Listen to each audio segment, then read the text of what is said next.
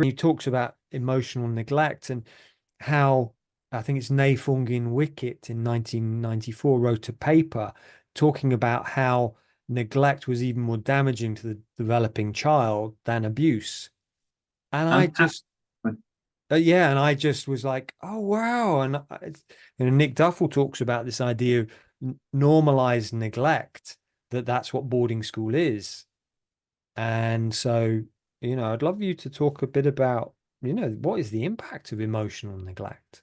Yeah, well, I feel it's quite hard to be passionate about it, weirdly, but I do feel very passionate about it. And interestingly, I mean, I remember doing some talks. He retired quite a long time ago, David, didn't he? So I remember doing a talk with him just around the time he retired in some conference or other, and looking at his book. And I was thinking, I mean, you've got it in front of you, so I'd be interested to know. But I seem to remember that actually the chapter on neglect was much shorter than the chapter on trauma, even though he's taking it seriously. And there's a way in which we can't quite elaborate and think about neglect in the way that we can talk forever about trauma and all the episodes and the incident.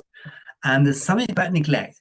First of all, if it happens early, it's much, much, much more pernicious because in a way, it's not the bad things that happen to you, it's the good things that didn't happen to you. And so you might think about it as a spectrum.